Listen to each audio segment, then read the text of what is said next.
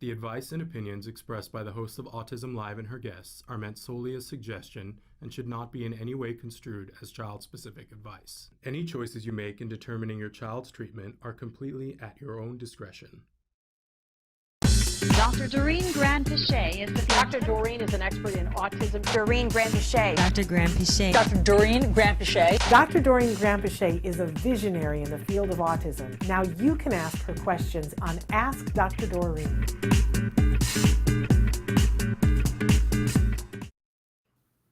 Good morning and welcome to Ask Dr. Doreen. I'm Shannon Penrod and I'm here with the fabulous, the wonderful Dr. Doreen Granpeesheh, and she's here to answer your questions. I hear that music and it's like, it's my favorite time of the week. Good morning, Shannon. Good morning. For those of you who have never watched the show before, and each week there's more and more of you watching, Dr. Doreen Granpeesheh is a true expert in the field of autism. I believe the preeminent expert in the field in any time, not just this time, but she's amazing. And despite her skin tone and how well her skin looks, she's been working in this field for over 40 years, more than 40 plus years, working with individuals on the spectrum, their families, everything from very small babies up through senior citizens, helping them to achieve things that are important to them. We're saying good morning already live here to Christina, and other people have written in as well. I don't necessarily have your names, but we're thrilled that you guys are watching us live for the next. There's Zora. Thrilled that you guys are here. The chat is open right now and we're taking live questions for the next hour. We're live on Facebook, on YouTube, on Twitter, and about a dozen other sites that Traven is showing to you right now. Laurie is saying good morning, and so is Ellen. We're so thrilled that you're all here with us this morning. We do ask that you write in and be as specific as possible with your questions. Dr. Doreen is here to answer your questions, as many as we can get through. Be as specific as possible, but we do give the disclaimer that there is no expert in any field, let alone this field, that could give individual specific advice in this particular format, right? Because she doesn't have eyes on the situation, and it would be a disservice to the individuals on the spectrum if we pretended otherwise. So we're just going to be mindful of that. Ask as many questions as you want, be as specific as possible. You'll get to take a tour of Dr. Granpeesheh's lovely brain because she knows so much about this subject. And then you can take that information back to the expert that has eyes on the situation. But Miriam just wrote in and says, does Dr. Doreen see clients overseas over Zoom? It's a good question. I don't know that we've answered that before. First of all, good morning, everyone. Shannon, thank you so much for the introduction. And yes, I do see patients over Zoom, and I would be happy to schedule something and try to give you some guidance, like kind of more personal guidance. But I do also see that Miriam had a question that she had written in earlier today. And I think she had written that she lives in London and she has an IEP for her daughter tomorrow. And her daughter is 18 and preverbal. And I see that you have been given speech and occupational therapy, and you're asking what other services. And I would highly recommend that you request applied behavior analysis, ABA. That's the number one service that I would recommend for you. And that will help your child learn whatever they need at this point, whether it is communication or adaptive skills or safety skills or even academic skills. So I would make sure that you get a BCBA, which is a board certified behavior analyst, who can give advice.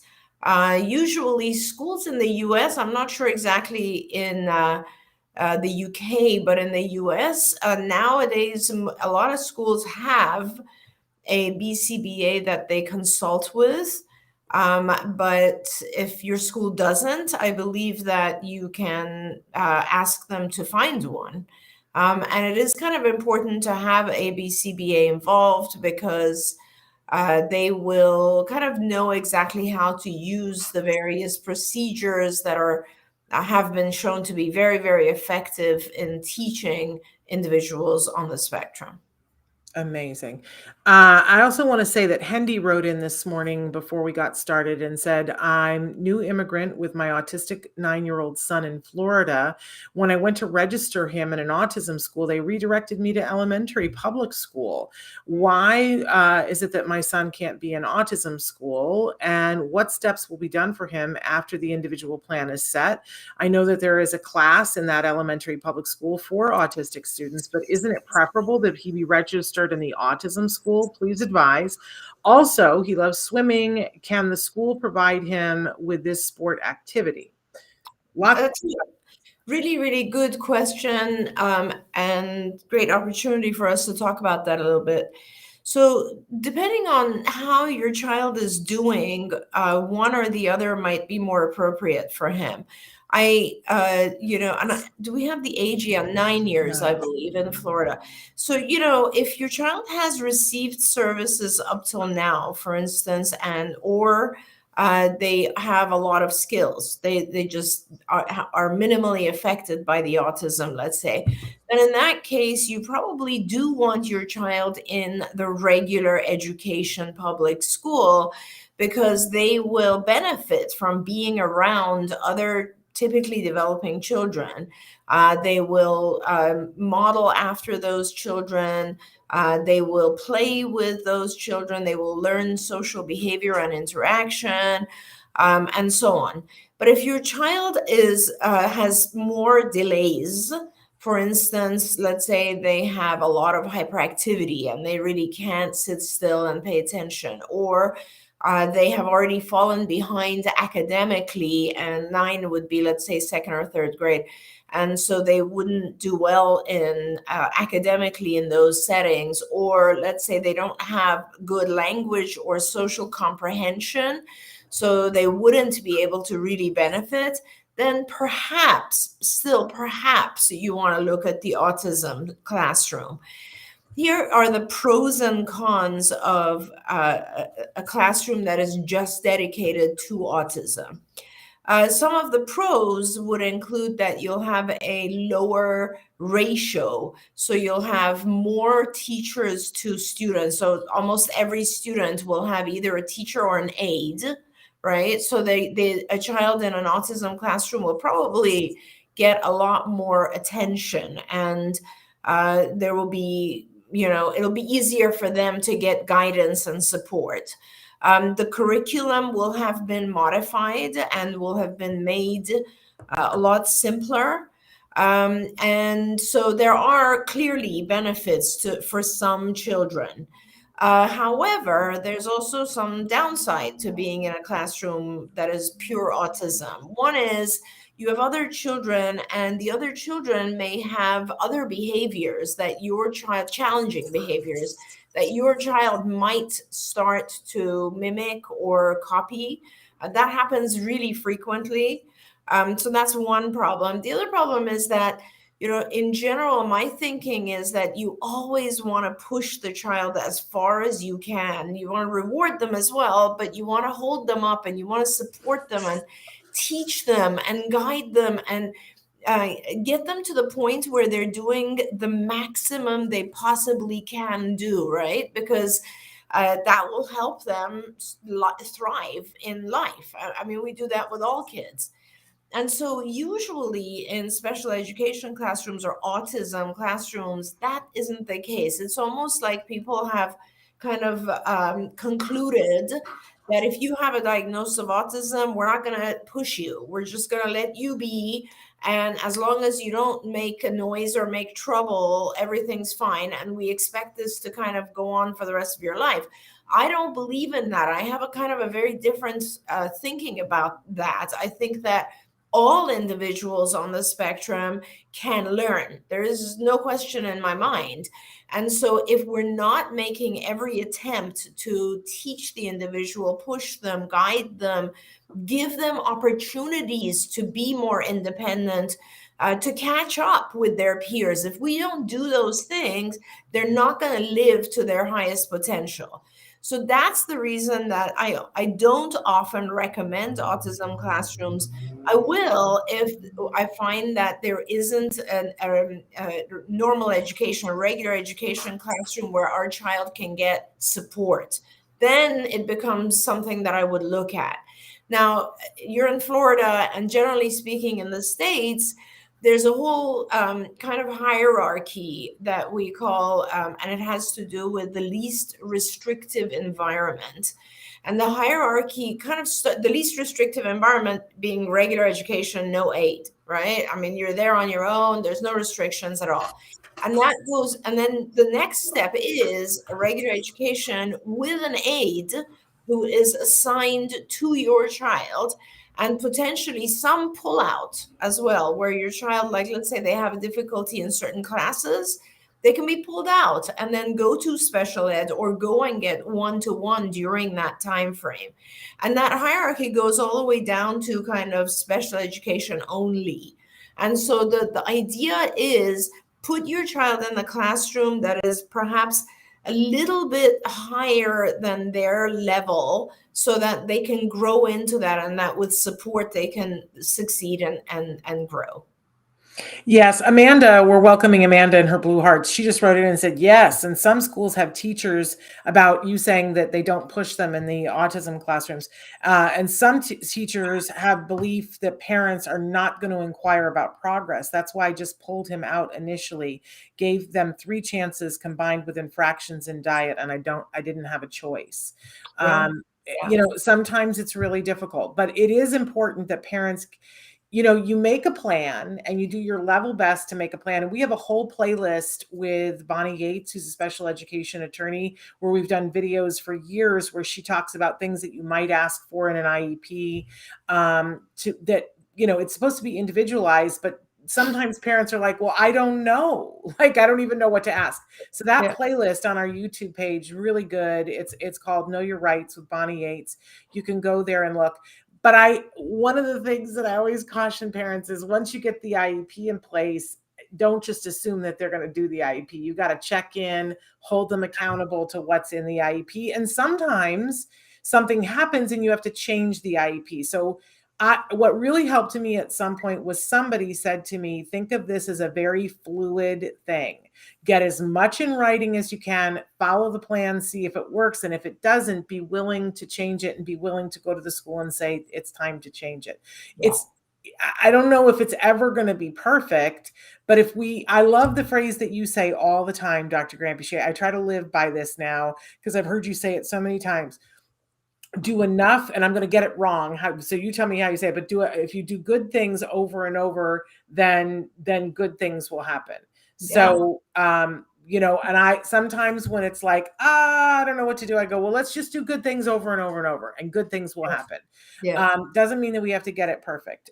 So thank you, Amanda, for writing in. We're also saying hi to Johanny, who's writing in from Philadelphia. So and Parker is with us as well. Zora wrote in at the beginning of the hour and said, what would you describe as an autism-friendly co-working space? What a question. Wow. That's an awesome question. So I assume that, I just want to make sure I'm understanding the question.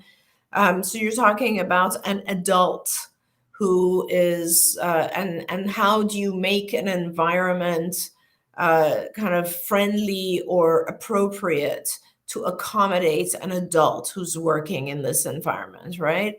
And it's a really great question, and it's, fortunately, thank God. I mean, I just love the fact that this has now become an issue, where some of the larger companies have actually asked me, and I've done training for some of these very, very big companies like Oracle, for instance, where they have, you know, thousands of employees. And finally, their HR departments of some of these larger companies are paying attention and saying, hey, there are lots of individuals with autism who have not only should join our workforce, but they even have specific talents that we would like to benefit from. And how do we make the workplace more accommodating to them? So there's a lot of different things. And I'll just go through and kind of talk a little bit about the different things that I've suggested to some of these larger companies. First of all, every individual on the spectrum, as you all know, is different, right? So you have to make this a little bit more, there's some things that are general and then some things that are more personalized, right?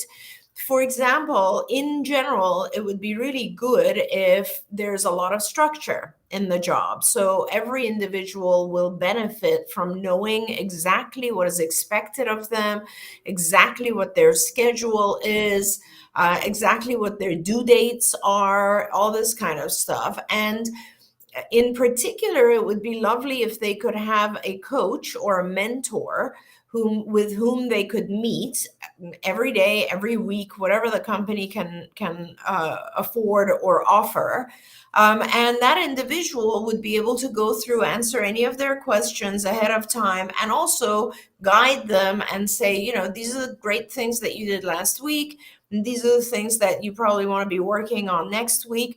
And let me tell you, this is not just applicable to individuals on the spectrum. If a company can provide this kind of feedback to its employees, I guarantee you all employees will love this because it's very frequent guidance and feedback and attention, right?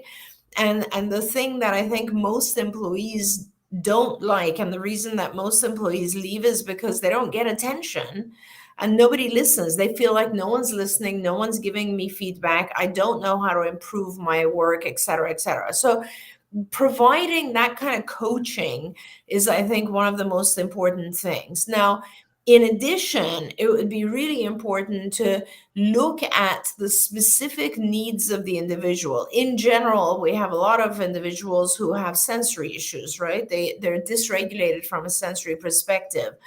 So how nice would it be if there was a quiet lounge where the individual could actually leave their job, their desk, and go to this lounge, maybe put on some headphones for lunch break and relax and be able to kind of compose themselves again. So that is kind of an important thing. Secondly, if the individual has, if we're aware of or can determine the specific sensory issues they have, for example, someone is very, very sensitive to the sound of doors opening and closing, then make sure we're not putting their desk right in front of Did you lose us? We still have yeah, you. but you still have me. Great. Yes, I do. Okay, I think that's perfect. I'm gonna try to keep going then. Can you still hear me? Yep, we still can hear you. Great. Oh, and now we have an echo. I think I'm on twice. There we go. So basically, it would be important. Like, I remember actually we had someone working at CARD who had this issue where their desk was right in front of the bathroom area, right? And it was so distracting to this individual because people kept going in and out, and the person could not focus on their own work because it was very distracting. There's a lot of things like that that we can pay attention to. I mean, this applies, Shannon, as you know, to also classrooms, right? Yes. And the position of the person is so important for what they attend to. And by the way, that also goes to other things like accommodations that are made in the classroom can also be made in the workspace. The individual could be given, like, you know how in the workspace, if you have back problems, they'll give you a standing desk, for instance. Well, the individual with autism could request a noise canceling headphones, or they could request that their booth be surrounded, or that they don't have fluorescent lighting right above their head, or all these types of things that are disturbing to them from a sensory perspective. So let's try to make the work environment peaceful. Let's try and welcoming, accommodate that for the individual, and then give them a coach who is going to help them organize their schedule, understand what is coming next, understand kind of, you know, what are the expectations and when they're due, how to even make a calendar for themselves or how to read a calendar and so on. And then, of course, as with anything else, the content of their job, right? So if it requires, and most of our folks are very, very good with technology, but I find that even in a lot of work environments, people are put in positions where they really don't know their job. Like they don't know, not a lot of people don't know how to make an Excel worksheet, or how to, move things around on an Outlook, or invite people to Zoom, or just basic things like that, right? And making sure that all of that information is reviewed and taught, so that the person is actually in a place where they feel comfortable with what they're doing, and it's rewarding, right? So all of these things, giving the individual the ability to be able to ask for what is important to them, and just making sure that the job is rewarding. I think that's what I would consider a good workplace. I love that. I love that you said the truth, which is doing these accommodations would make it a happier place for all employees. Everyone. And I also, one of the things that years ago when they started having Julia on Sesame Street, and we had the puppeteer that plays Julia on, and she is a mom of someone who's on the spectrum. And I remember we were talking with her, and we said, the most amazing thing about this is that in 30 years time, the HR directors are all going to be kids who watched Julia on Sesame Street, and it won't be odd or strange or weird for them to make an accommodation. They'll just be like, oh, that's what this individual needs. And I think that's what we need more than anything else, is people who are willing, in the HR departments, who are willing to listen and willing to make accommodations. We have that in some places now. I mean, obviously, look at people like Dr. Stephen Shore, who's been a college professor forever, but he attributes that to the fact that, he can't stand fluorescent lights over his head, like they make him crazy. And when he started to teach, he said, I'm going to need to wear a baseball hat while I teach. Yep. And it was a time when you didn't wear hats indoors. I know I'm dating myself here, but that was considered, lack of respect. Yeah. And certainly a college professor would not wear a baseball hat while teaching. And his college said, is that what you need to make it work? Go for it. And look at him. He's had this illustrious career. And what would have happened if they didn't? So, I love everything that you said, but I love the idea of us all being accommodating, and putting that set of lenses on for everyone. Would be a better world. Absolutely. Amazing. Now, Christina has written in and said that my son is often sleeping an hour after taking his meds. Not always. He does take Guanfacine. I'm going to say these names wrong, for ADHD. He has a combined type, and he also is on desmopressin for diabetes insipidus. Would this be something that would cause this? I'm going to be and make him tired, or is it just because he moves all the time and it's just a coincidence? What are your thoughts? There was a little bit more. Let me see if I can find it. Also trying to wean him onto a lower dose of laxatives. So far, the lower dose is working. I think that's everything. Well, there's a lot going on here. So it's possible the medication that he's taking for the diabetes, is, if I'm not wrong, it's an antidiuretic, and it will make him a little bit weak, muscle weakness, but I'm not sure that it would make him lethargic and that he would fall asleep right away. Given that he's also on a laxative, I would want to make sure that you are having his physician just check his electrolytes pretty regularly. Perhaps you can get him on just something like Pedialyte or Gatorade and see if that helps him a little bit. It's so often people actually faint or pass out, and we think it's something really serious, and it's just an imbalance of electrolytes. So, but if he is kind of falling asleep right away, have his physician do a blood test and check and make sure that he's not low iron or his electrolytes are balanced, because none of these meds are things like sedative. They don't have a sedative effect. So that's kind of what I suggest. Okay. Dina says, my child, 3 years old, wakes up in the middle of the night between 2 a.m. to 4:30 a.m., especially around when there is a full moon. Any suggestions?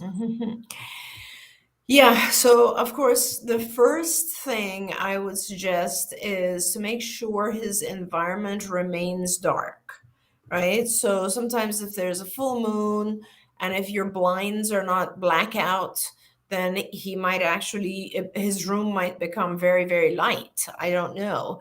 But I know personally, if there's light outside my room, I will wake up. I'm very sensitive to the morning sun. So uh, make sure that his room remains dark. That's one thing. And then the second thing is, I wonder, what do you do when he wakes up, right? Because a lot of times our kids get into a habit of waking up because when they wake up, they come to our room, and sometimes we are too tired to do anything about it. So we kind of let them snuggle with us for the rest of the night. Or maybe we give them a drink. All of these things encourage the child to keep waking up. It's not even that it encourages, it's actually a physiological kind of conditioning. If you wake up and you have, let's say, a drink of milk, your body is going to learn that it should wake up at that time every day, every night. So the question I have is, what do you do? And the biggest thing you could do is to really start teaching him not to come out of his bed, and not to let's say eat or drink something, but rather to just try to start going back to sleep. Perhaps there's a way that you can have something for him where he just presses a button and he listens to music, something calming, soothing, and see if you can break the habit. But you can also write in and tell us more about what has normally been done when he wakes up. Okay. The other thing, Shannon, that comes to my mind real quick is that a lot of people use melatonin, and melatonin has this weird cycle where it'll put you to sleep right away, but it'll actually wake you up about between 4 to 6 hours after you went to sleep. So that, let us know if you're using melatonin, because that could also be one of the things that's happening.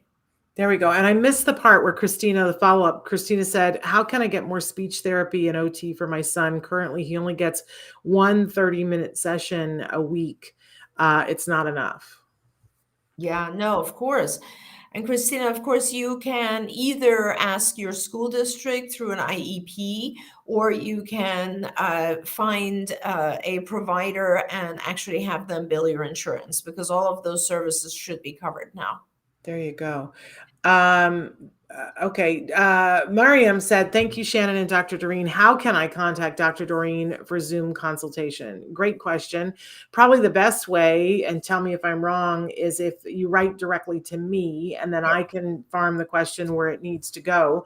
So anytime you guys have a question or something that you want to get to Dr. Granpeesheh, you can write to me at Shannon at autism-live.com. That's Shannon, SHANNON, at autism. You guys all know how to spell that. Then there is a hyphen, which is the dash, and then live, LIV as in Victor E.com, for those of you listening in podcast. Now, Johanny has written in something that has me sort of stumped and bewildered. She said, our BCBA at school doesn't specialize in ABA, and she has the little scream emoji or the faceplant emoji. Excuse me. Both would apply. I'm sure that's what they have said to her, but that makes me cringe and want to run with my hair on fire. Is that even a possibility that you can be a BCBA and not be educated in ABA? No, because BCBA stands for Board Certified Behavior Analyst, which means your education is ABA. It is possible, Johanny, that your BCBA doesn't specialize in autism, use of ABA for autism, which is almost just as ridiculous, to be honest, because the biggest use of ABA is autism treatment. But there are people who are trained in ABA, but what they do is they work on things like, how do we improve employee productivity? Or there's a lot of ABA people who, for instance, work on animal studies. But ABA in general is a teaching technique. It's weird if someone works in a school district and says, hey, I don't have specialty in this, because that is mostly the reason you're there. And schools will say things. And in fact, Parker's yeah. written in a big long thing about how much of a hassle it is at school and how people can do things that are not that what is actually right for the individual. Like that part we're very well aware of and versed in, and you guys are too. And so I wonder if you want to say a couple of words about that, Dr. Granpeesheh, because I think a lot of us when our kids were first diagnosed, we were like, we don't know what to do. And then and people were like, oh, well, don't worry, you have a meeting coming up with the school district and the school district will take care of you. I'm a former teacher who worked in public schools. And I should have known better, but I was like, oh, thank goodness, the school is going to come to the rescue. And they would never try to screw my child out of having something that he has coming to him. That could never happen. And I swear to you, it's like the biggest disappointment in my life that I still to this day keep meeting people who actively try to make sure that our kids don't get what they need because they're afraid of something. I don't know what, but it makes me full on nuts. Totally right. And you're right. And I hate to do this because I just don't, I never want to like, you know, I don't want to generalize, right? And I don't want to say every school, but I guess those of us who've been in the field for a really long time and parents who have adult children who've been in the world of autism for a long time, like Shannon, we have not had positive experiences with schools. Let's just start there. I mean, I guess the first time that I testified for a parent and against a school district would have been like early 1990s, like 92 or something. And it's just astonishing to me that so much effort was put into getting legal help from the school district so that they would just win that one particular case, as opposed to putting that money into trying to improve their programs. Now, having said that, there are some schools that have pretty good programs and they have learned. It has improved to some extent. But in general, I don't think most of us think, as Shannon said, I think we go into it thinking the school's going to help me. They're going to tell me what to do. They're going to guide me. Same thing with like our health insurance. We think I have health insurance. Someone's going to tell me what to do and they're going to pay for it. And unfortunately, in the world of autism, it's very contentious. So a lot of schools will generally try to reduce the services that they provide. That's been my experience. Just because, it's costly. And health insurance will generally try to do the same thing because it's costly. I mean, it becomes about money rather than about what does your child need. Because the truth is that your child will benefit, whether they're 2 or 20, they're going to benefit from a one-to-one behavioral teacher. Someone who is trained in ABA, who is teaching them using the techniques of ABA, whether they're teaching them speech or adaptive or academic or whatever it might be. And it doesn't matter, like I said, if they're 2 years old or 20 years old, it doesn't matter. These techniques work, period. The issue is that it is expensive. And people whoever is responsible for paying is always going to try to say, no, your child doesn't need it. Why don't we just give them some sort of group instruction? Or, why don't maybe we can just like have them do it on their own, or they don't need a special aid. They don't need a one-to-one. They don't need any kind of additional related services, all that sort of stuff. So make sure that they give you a piece of paper when you go to an IEP that lists your rights. And don't ignore that paper. Read that paper because your child has a lot of rights and you have a lot of rights. You can call for an IEP, an emergency IEP. You don't have to wait for them. You can call for an IEP anytime you want. You have the right to record the IEP so that you can use that information later on. You have so many different rights, and the more you know about it, the more you can help your child receive the services they are due. Yeah. And somebody wrote back in and said we didn't really address the swimming question about, the child likes to swim, Oh, can the right. school pay for it? And, here's the thing is that there is no definitive, your child can get these services because it's supposed to be individualized. So I'm of the mindset, ask. Ask, because sometimes a school district will say, why, yes, we do have a swimming program and we will pay for that. A lot of times they'll say we don't have that program, but Right. sometimes they'll pay for it if you can find it in a different place, if you can prove that it's something that's good for your child. This is why I always advocate that people find 2 support groups that are online, not that you have to go to physically, because that's just too hard, especially right now, but 2 support groups, one that's local, right in they'll tell you like who's the good dentist, who's the place to go get your hair cut, right?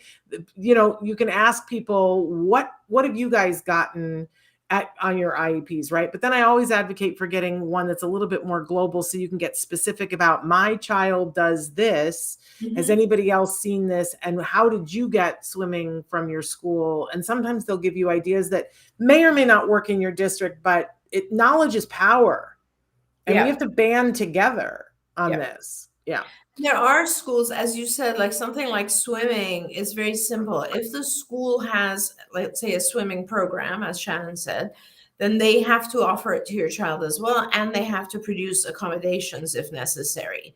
If they don't have a swimming program, you can still request it if you can prove that the swimming is something that is necessary for him. For instance, an OT could say he needs swimming every day in order to regulate his body. And in that case, they would have to pay a swim instructor and him to go to a swimming place in order to get that service. Yeah, it's amazing what people have accomplished. I want to switch though to our friend Paula, who wrote in and said, "Hi ladies, my 17-year-old ASD son with anxiety struggles with socializing.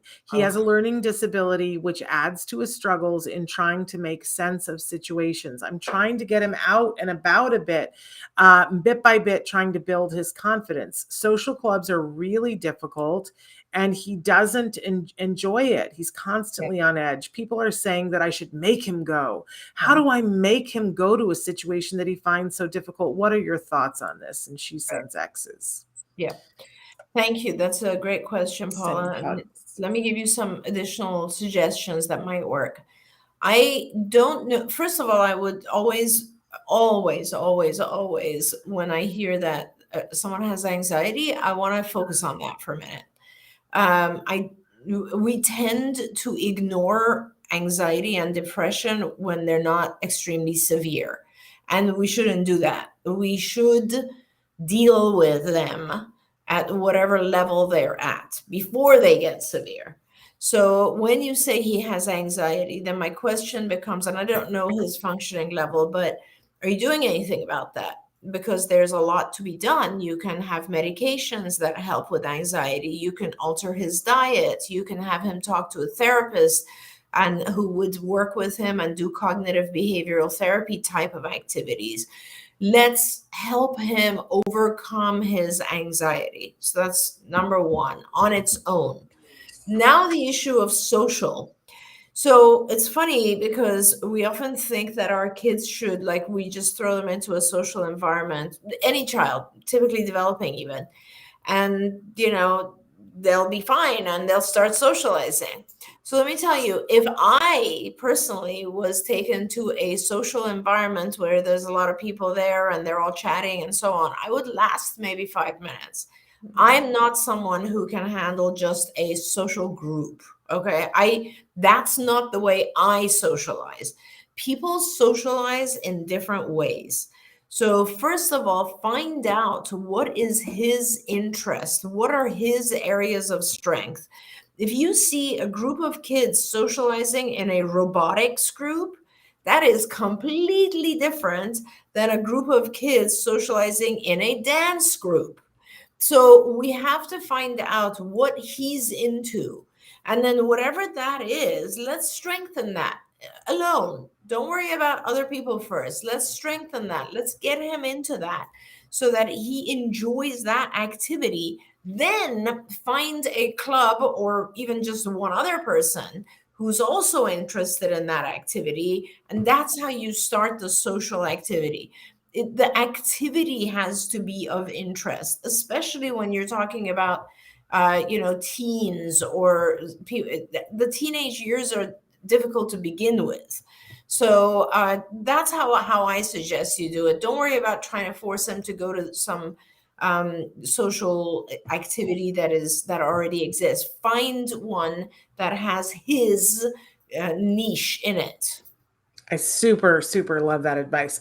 Now, Dina wrote back in. She's the one that had the child who was getting up in the middle of the night. Yeah. And she said, and you asked some questions, so she sent some answers.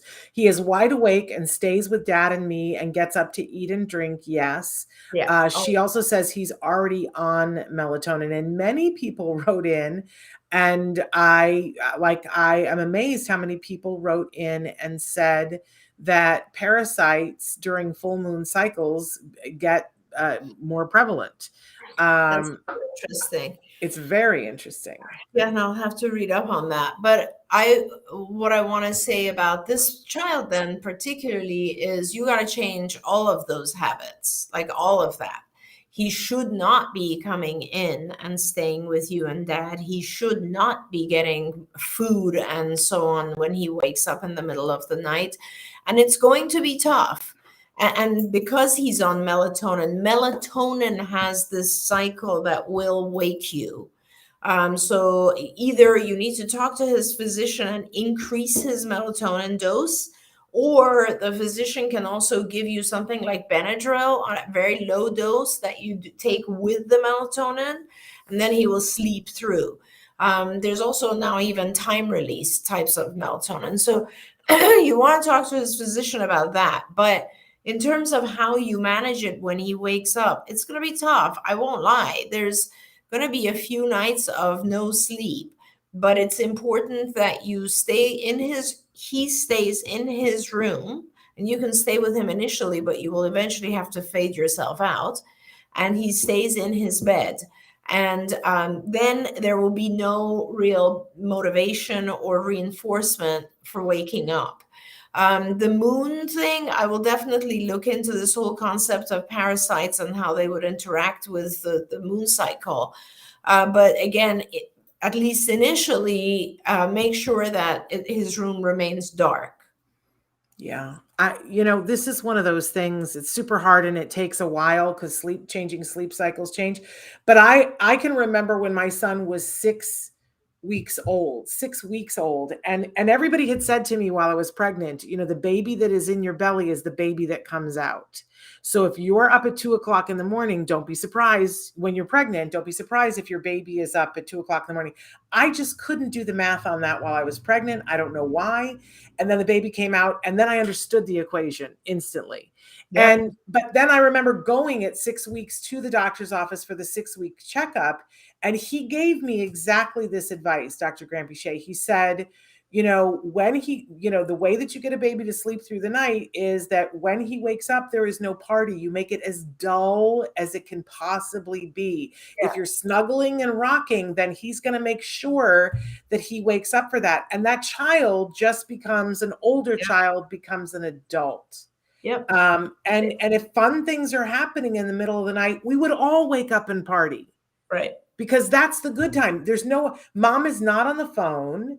Dad is not running around to get out the door. Mom is not feeding the dogs. They have their undivided attention. It is everything that they want. If you think about it from that lens, it makes total sense. And Amanda says, yes, we definitely don't feed them. And also the other thing is it also makes sense that we kind of try to avoid dealing with it because we're exhausted. Oh. We don't want to start a whole thing at night. I just want to get my sleep. So I'll let him come in and sleep here as well. And believe me, the sooner you deal with it, the better, because it maybe now it's not a problem. When they're 18, it's a problem, or even sometime between now and then. A lot of times parents will come to me and say, well, we haven't slept in the same bed for years because our child who's getting older sleeps with mom or dad, and the other parent now sleeps in the child's room. So, try not to let it get to that point. It's something our kids do learn to sleep in their own bed. Yeah, it takes time though. Be patient with yourself.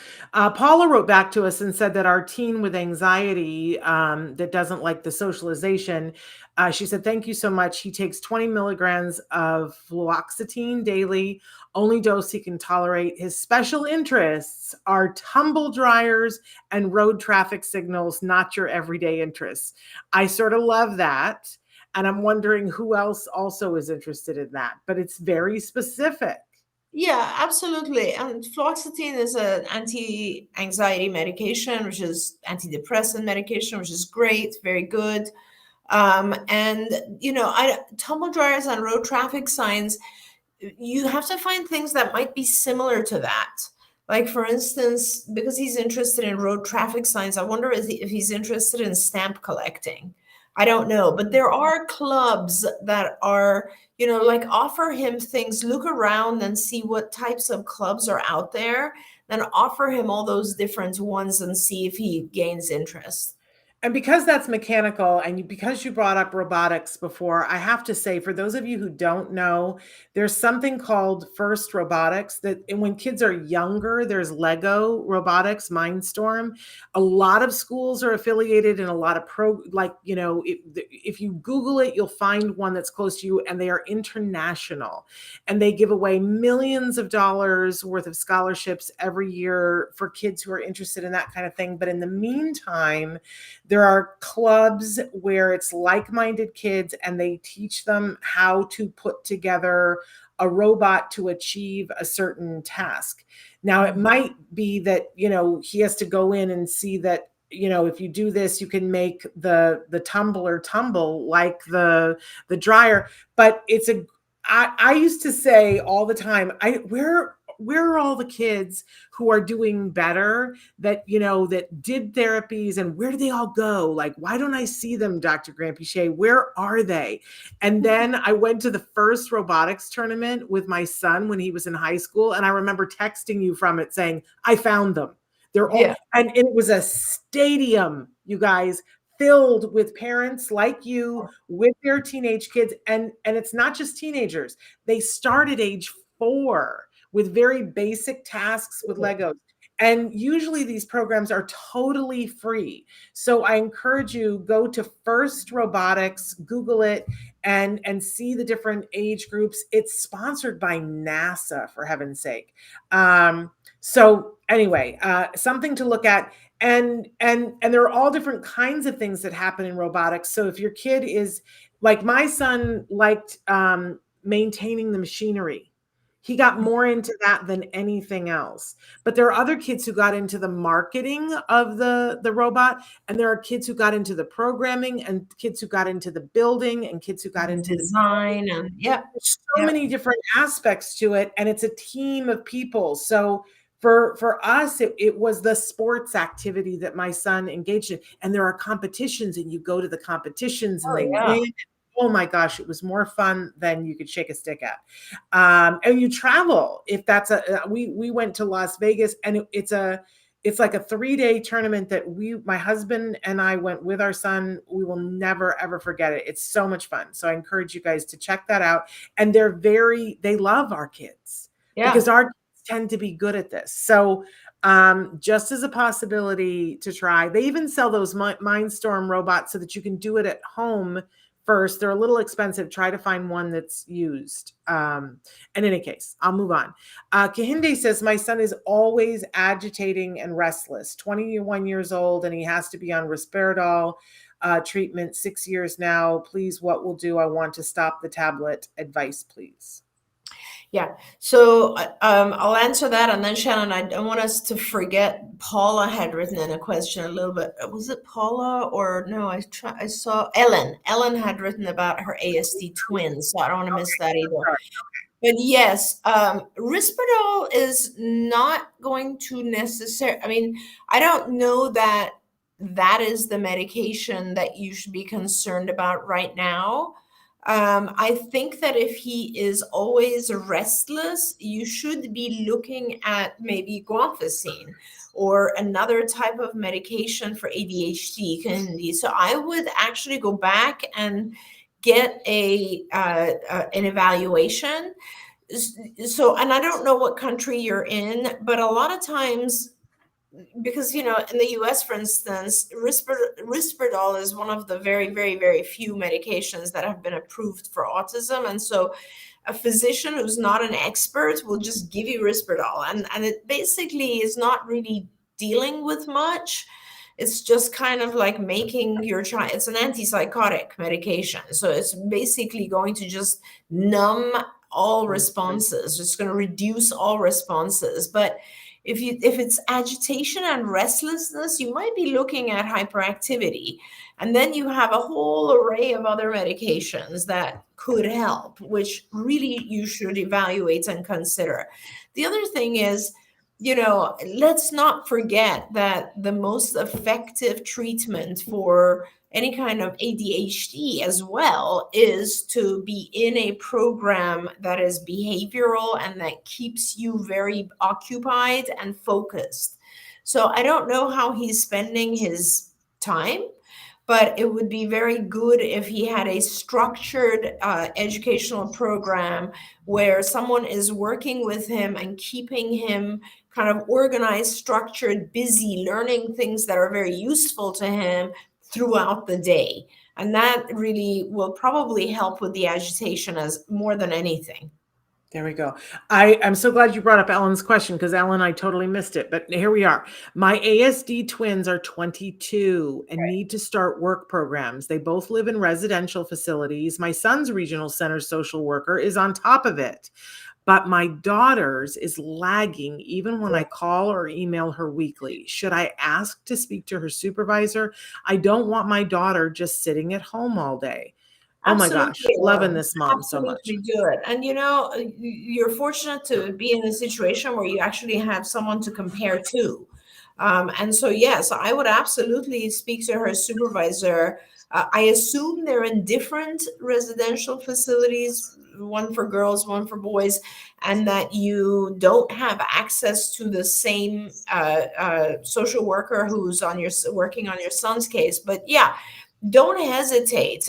It's really, really important. And honestly, there's a wide variety of people out there. So always insist on what you feel is right. Listen to your intuition. As I say this to parents across the board, no matter what you're doing, whether it's ABA, speech, OT, residential supervisor, school teacher, school, whatever it is, listen to your intuition, because no one's paying attention to your child's particular responses as much as you are. So if things are not going well, if you have a bad feeling about it, don't let it go. Keep poking, keep prodding, keep figuring out what's going on until you get your child into a place and or a treatment facility that you feel is appropriate. Amen, Dr. Granpeesheh. Let's slip in from Abigail. Dr. Doreen, I have a question. My son is 4 years old and has a half day of school, ABA at school 1-to-1, and then has ABA at home for 5.5 hours. This next year, the school would give us a full day in the fall for preschool, but I don't know that would be a benefit more. What would be more beneficial? Full day of school or a half of school and half at home with ABA? What would you suggest? P.S. Next fall, 2023, he'd start kindergarten. I think I like the half and half more. And I'll kind of tell you why. I mean, first, 2 reasons. One is that I never want to really put my eggs all in one basket. Like, I don't know, like, what if, the staff at school change and then you don't have good people anymore and now it's your child's entire day or whatever it is. And the people at school are going to be very academic focused. And that's not all we want, right? We want our kids to learn a whole variety of things that have to do with adaptive functioning, like, hygiene and how to take care of himself at home, how to get dressed, how to socialize, how to go to the mall, how to, buy something, a million different things. So I think I like the idea of half and half better, because you'll be able to get a lot of those things from your outside ABA provider. And then the combination, and please make sure, of course, that you have at least once a month a meeting where everyone attends, everyone, or at very minimum, the supervisors of both teams. Because you really, when you have two programs running, you really, really want to make sure there's consistency. And that's a big problem, because sometimes one environment will accept things that are already mastered in the other one. So they're kind of wasting time. Everyone needs to be on the same page and pushing at the same level, using similar levels of reinforcers. And the goals all have to kind of be shared. So make sure you do that. And then I would probably keep two programs rather than one. And I love that advice and agree with it. And can I say one of the reasons why, in addition to everything else that you've said, is that, I look at my son who sometimes has a hard time making a decision. I'll say, do you want to do this? And sometimes that's the hardest thing for him, because he's like, oh, but if I do this, then I don't get that. And what I try to do for him sometimes is to say definitively, well, you have a choice between going to the movies or seeing your friend who's in from out of town. And here's the thing, for the movie thing, we can always go to the movie tomorrow. The friend who's in from out of town, you can only do right now. And that makes it easier, because it's like, oh, well, there's, this thing I can always do. And this other thing, I have a limited opportunity to do it. And that doing ABA intensively at home is a limited opportunity. Like, I know so many parents who their child goes 6 and they go, oh, I should have done that. I'd like to do it now. And good luck. Like, that's a hard climb. It's not impossible, but it's a hard climb. Whereas school's going to be available. And preschool is like, I love preschool. I'm very fond of preschool. I think it's good to have some hours where they can apply the things, as Dr. Granpeesheh was saying. But that opportunity to do the ABA intensively and get that one-on-one focused while their brains are still so, open to so many things, you're not going to get that opportunity again. It's true. And also, Shannon, I don't know of any schools that do pure ABA. Like, they're using ABA techniques in the classroom. That's not the same as doing the one-to-one intensive that Shannon is talking about. And the other thing you just made me realize, Shannon, is that God forbid one day one of your sources stops funding it. You want to have the other source. So make sure you have both. You're using your private ABA through health insurance and then your school district, so that you continue to have both. And I feel like enough people don't know that your ABA, your intensive ABA, and the funding for that, it's a limited time. And as much as it's supposed to be, I mean, legally, it's not supposed to be, right? Legally, no, states don't have the right to cut you off based on your child's age. But they do. As Shannon said, the intensive stuff cuts off. I mean, it becomes extremely difficult to get intensive therapies funded after, let's say, age 8, right? Because the research, unfortunately, always focused on younger children. So a lot of health insurance providers will look at the research and say, there's not enough research to show that adults benefit from ABA. There's tons, but not intensive. So they'll fund some hours, but really, as Shannon said, the intensive stuff becomes harder and harder to get as your child gets older. And we are like almost out of time here. So I'm just going to say, Amanda wrote in and said, I watched an old episode from 9 years ago of Ask Dr. Doreen and heard one of my questions that Dr. Doreen answered. My son turned 14 yesterday. That's how long you guys have been helping me. Thank you, with her blue hearts. That's amazing. Happy birthday to your son. I'm also sending a big hug to I Am One. And that we love you, and hopefully you will learn over time that you're amazing exactly the way you are. And we didn't get to everybody's questions. I apologize, but we do the best that we can. Dr. Granpeesheh, we love you. Thank you, Shannon, so much. And I just saw I Am One's messages, and I want to ask you to please come on our show again and keep asking your questions and talk to us, because we will be part of that tribe for you as well. And we will help you get through the stuff that the struggles that you're going through right now. I completely understand what you're saying. It is not unusual to feel alone. even though you have a group of people around you who are also on the spectrum. But keep coming back to this show. We talk to a lot of folks on this show who have the diagnosis of autism. And I want to make sure we provide you the support that you need right now. There we go. That's why she is who she is, Dr. Doreen, right? But we appreciate all of you guys. Hey, tomorrow on the show, we have an amazing accountant who is himself someone he identifies as being on the spectrum, and he's helping a lot of teens and adults to learn how to handle their money and what to do with their money in a way that speaks to those on the spectrum. So I am one, come be a part of that conversation as well. We're really looking forward to having him with us. We're going to take on those money issues. And this is great. By the way, he likes to deal with teenagers and adults, but he says that what he teaches is very effective. If you have a 3-year-old, they're going to be 13 at some point. So in any case, come and join us tomorrow. We'll be back then. Until then, give your kiddos a hug from me and one for you too. Thank you, Dr. Granpeesheh. Bye-bye for now. See you soon.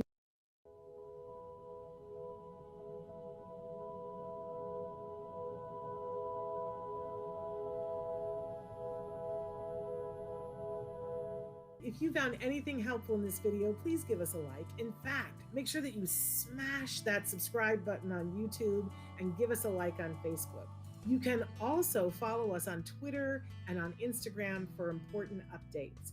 And please download our free podcast wherever you get your podcasts. Thank you so much. See you next time.